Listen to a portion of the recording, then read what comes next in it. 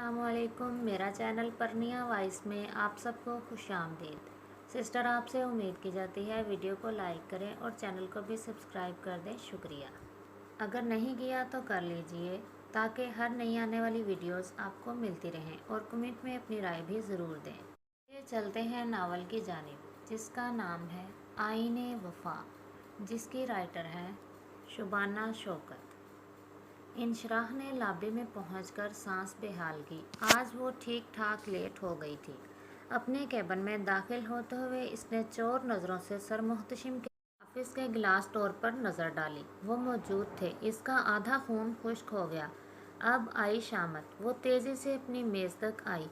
अभी ठीक से बैठी भी नहीं थी। काम बज उठा। उफ! इसने जल तू जलाल तू का विर्द करते हुए रिसीवर कान से लगाया।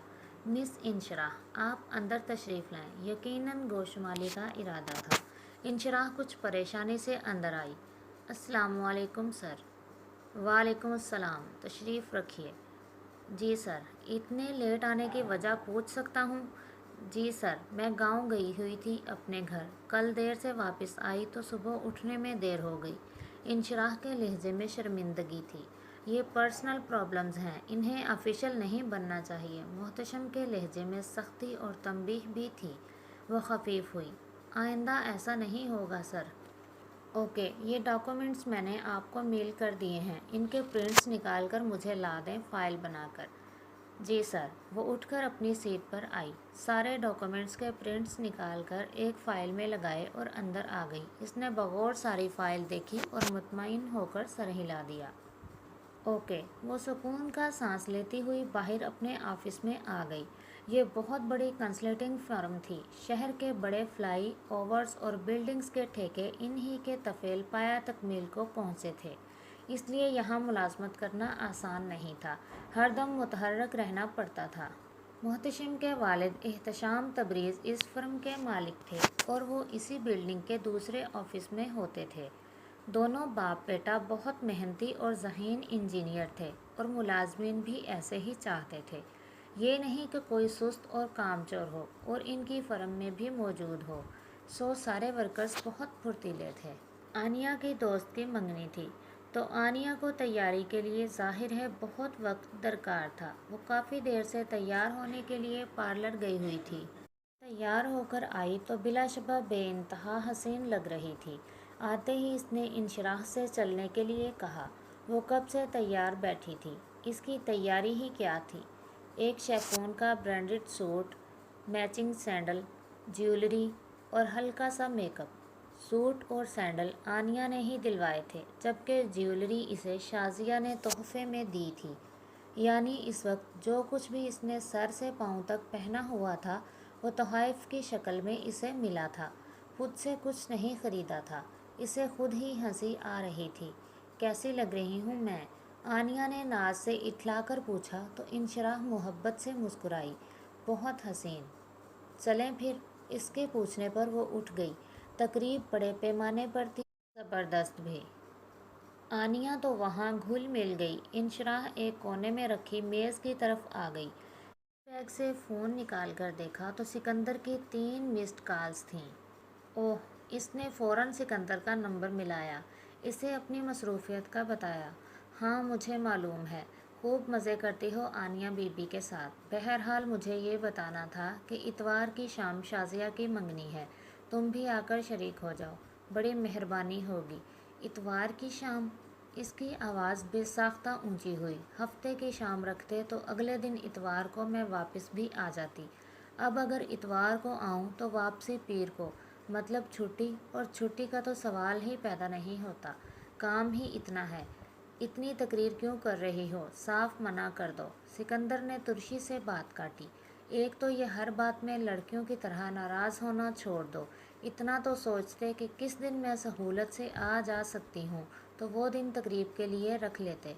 इंशराह ने रसान से कहा। हाँ जी, बिल्कुल। अम्मा अब्बा मुझसे पूछ कर ही तो हर काम करते हैं। वो चिढ़ कर बोला। अब तुम ही बताओ मैं क्या करूँ? जो तुम करना चाहो, तुम्हारी मर्ज़ी। बस अब नाराज़ हो जाओ। हमेशा यही करते हो। मेरे मिसाइल तो कोई समझता ही नहीं, समझने की कोशिश भी नहीं करता। वो भी झिल्लाई। اچھا اللہ حافظ۔ سکندر نے فون بند کر دیا، مطلب واقعی ناراض ہو گیا تھا۔ کچھ دیر خاموش فون کان سے لگائے بیٹھی رہی، پھر آنیہ کے پکارنے پر چونکی۔ وہ اس کے پاس کھڑی تھی۔ آؤ نتاشا سے ملواؤں۔ انشراح اٹھ کر اس کے ساتھ گئی اور کچھ ہی دیر میں ہنگامے، میوزک اور سب کی کھلکھلاہٹوں میں دھیان بٹ گیا اور دل پر دھرا بوجھ بھی کم ہو گیا تھا۔ انشراح کا تعلق چھوٹے سے گاؤں سے تھا جہاں اماں، ابا اور اس کے دو بھائی حیدر اور ظفر تھے۔ سکندر اس کے بڑے چاچا کا بیٹا تھا۔ وہ بھی تین تھے، ایک سکندر اور دو بہنیں نازیہ اور شازیہ۔ بچپن سے سکندر اور انشراح کی بات بڑوں کے درمیان طے تھی اور گاؤں والوں کی مخصوص عادت کے مطابق خسر پھسر کے ذریعے سکندر اور انشراح کے علم میں بھی آ چکی تھی۔ انشراح کو شروع سے پڑھنے لکھنے کا بہت شوق تھا۔ شاجی، آنیہ کے والد، اپنی فیملی کے ساتھ گاؤں آیا کرتے۔ آنیہ اتنی خوبصورت تھی اور پھر خوبصورت ملبوسات میں انگریزی نظمیں پڑھتی اتنی پیاری لگتی کہ انشراح کا دل چاہتا وہ فوراً ویسے بن جائے۔ آنیہ نے اس کی دلچسپی دیکھ کر اسے اپنی بہت سی کتابیں گفٹ کر دیں۔ وہ انشراح سے اتنی محبت کرتی تھی کہ جب تک گاؤں میں ہوتی اس کے ساتھ ساتھ رہتی۔ جیسے جیسے وہ بڑی ہو رہی تھیں ویسے ویسے یہ دوستی بھی بڑھ رہی تھی۔ انشراح میٹرک میں تھی جب آنیہ نے اس سے پکا وعدہ لیا کہ وہ آگے ضرور پڑھے گی۔ انشراح کو اس کی کوئی امید نہیں تھی، لیکن وہ آنیہ شاہ تھی، خادم حسین شاہ کی بیٹی۔ میٹرک کا رزلٹ آتے ہی شاہ جی اور بی بی جی سمیت انشراح کے گھر آ پہنچی۔ وہ غریب تو انہیں دیکھ کر ایسا بوکھلائے کہ شاہ جی بیوی بچوں سمیت ان کے گھر آئے ہیں، کہاں بٹھائیں اور کیا کھلائیں۔ بہرحال اپنی طرف سے ایک بہترین طعام کا اہتمام کیا اور ان کی تواضع کی۔ کھانے کے بعد شاہ جی نے ان سے اپنا مدعا بیان کیا کہ وہ انشراح کو ساتھ لے جانے کے لیے آئے ہیں کہ وہ آنیہ کے ساتھ داخلہ لے سکے۔ ابا جی کی بوکھلاہٹ قابل دید تھی، بھلا ان کے ہاں پڑھنے پڑھانے کا رواج کہاں، اور شاہ جی کے گھر انشراح کا قیام برادری کا منہ کون بند کرتا۔ لیکن شاہ جی کے حکم سے سرتابی کی مجال بھی نہیں تھی۔ پھر ہزاروں اندیشوں اور وسوسوں کے ساتھ اسے ان کے ساتھ رخصت کر دیا گیا تھا۔ وہاں آتے ہی آنیہ نے اس کا داخلہ اکیڈمی میں کروا دیا کہ جب تک وہ لوگ کالج میں جائیں اس سے پہلے انشراح کی انگلش بہتر ہو جائے۔ اس کے لیے بہترین ملبوسات تیار کروائے، اسے گھمانے پھرانے لے گئی۔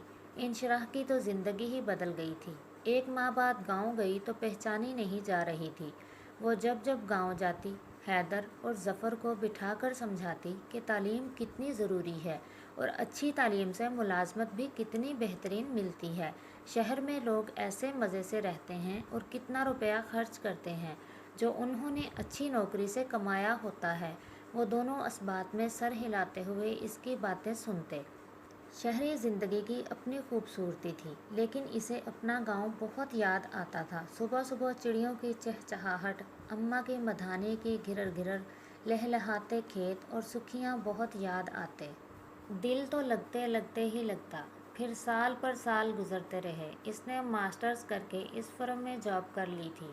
ساری تنخواہ وہ ابا کو دیتی تھی۔ حیدر اور ظفر کی تعلیم میں کوئی رکاوٹ نہ آنے پائے۔ چاچا چاچی کئی بار شادی کے لیے کہہ چکے تھے، لیکن وہ سکندر کو کسی نہ کسی طرح منا لیتی کہ کچھ عرصہ اور بس حیدر کچھ بن جائے۔ اور اب شازیہ، سکندر کی چھوٹی بہن کی منگنی ہو رہی تھی کہ جس میں جانا انتہائی ضروری تھا۔ وہ ہمت کر کے محتشم کے آفس چلی آئی۔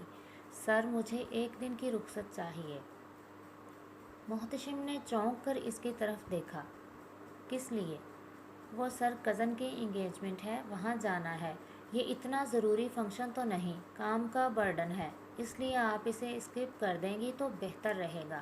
انشراح چپ ہو گئی۔ محتشم کے لیے یقیناً یہ کوئی مسئلہ نہیں تھا، لیکن اس کے لیے مسئلہ بن سکتا تھا۔ لیکن وہ کیا کر سکتی تھی؟ آپ پریشان ہو گئی ہیں۔ بڑی تیز نظر تھی، ایک لمحے میں اس کے تاثرات بھانپ لیے تھے۔ وہ سر، فیملی فنکشن ہے، اسکپ کرنے سے ناراضی کا ڈر ہے۔ اس نے انگلی اور انگوٹھے سے کان کی لو مس لی۔ کس کی ناراضی کا ڈر؟ برجستہ سوال پر وہ سٹ پٹا گئی۔ کزن کی ناراضی اور چچا چچی کی ناراضی۔ کزن، ہی اور شی، اس سوال نے تو انشراح کے 14 طبق روشن کر دیے۔ جی سر، میری چچا کی بیٹی، آپ کی پریشانی سے تو لگتا ہے کہ کزن کوئی بہت ہی خاص ہستی ہیں جس کی ناراضی آپ سے برداشت نہیں ہوگی۔ اینی وے، آپ کر لیں چھٹی، لیکن آئندہ کے لیے احتیاط کیجیے گا۔ وہ ہلکا سا مسکرایا تو انشراح حیرت کے سمندر میں غوطے کھانے لگی۔ یہ قسط تو پہنچی اپنے اختتام تک۔ بہت جلد ملتے ہیں انشاءاللہ نئی قسط کے ساتھ، تب تک کے لیے اللہ حافظ، فی امان اللہ۔